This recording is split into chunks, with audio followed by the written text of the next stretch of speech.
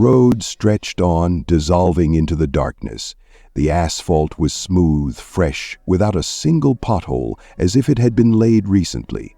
The car glided softly along it, the headlights snatching from the darkness an endless ribbon of road, rare signs and bare trees whose branches resembled outstretched arms.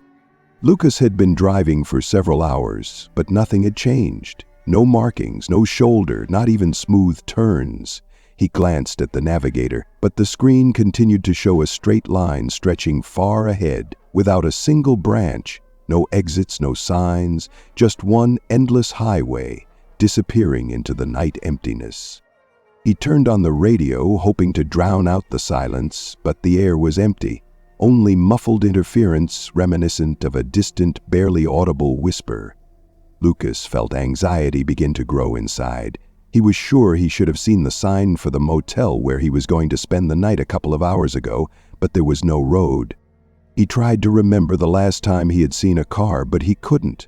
Only fragments came to mind: the flickering lights on the dashboard, the soft hum of the engine, the creak of his fingers gripping the steering wheel. Everything else was blurry, as if he had been driving like this for an eternity. Gritting his teeth, he slowed down and glanced in the rearview mirror. There was nothing behind him either. No headlights, no sign of another vehicle, just darkness. Thick, thick, bottomless.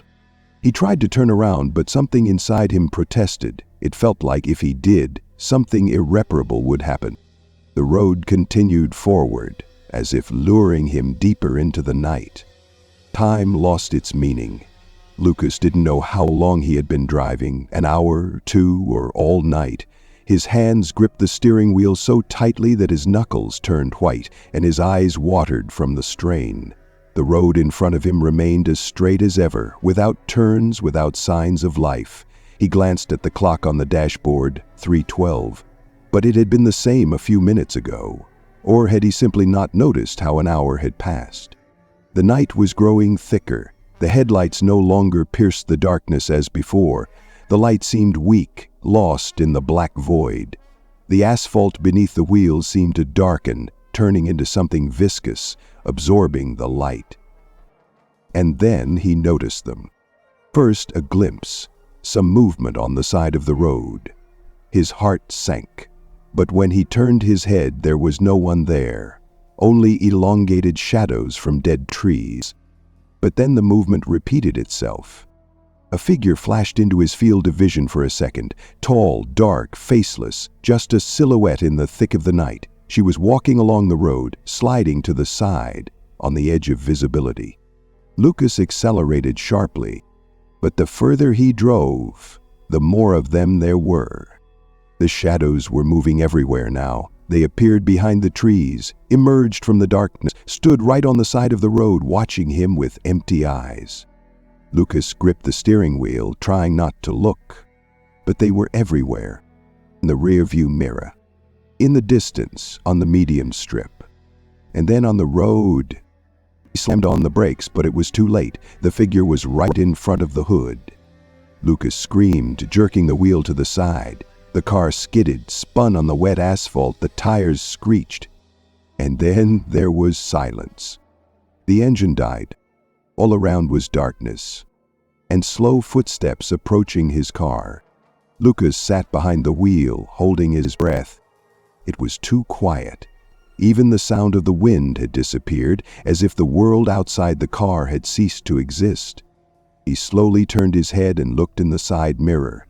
The figures were approaching. There were more of them now.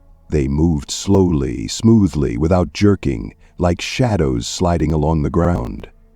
They did not touch the asphalt, but Lucas heard their footsteps. Heavy, deep, irregular. He started the engine convulsively. The engine stalled. Again, no reaction. He hit the steering wheel, clenching his teeth, and then he felt something next to him. Someone was sitting in the car. Lucas froze, feeling an icy chill run through his body. He could not turn around. He just knew there was someone in the passenger seat. Heavy breathing sounded a few centimeters from his ear. "You stayed." The voice was alien, rough, dry, as if torn from something that had not lived for a long time. Lucas closed his eyes tightly, clenched his teeth, and then turned sharply. But now there were figures everywhere. Around the car, on the road, between the trees. And then, behind them, in the thick darkness, something was moving. Something huge. He realized it suddenly. This road would never end. It had no end. It only took those who once turned onto it. And now he was a part of it. Lucas leaned back in the seat, his body went limp. When he looked in the rearview mirror again, there was no longer a reflection. Only a dark figure sitting in his place. And the car slowly moved forward again.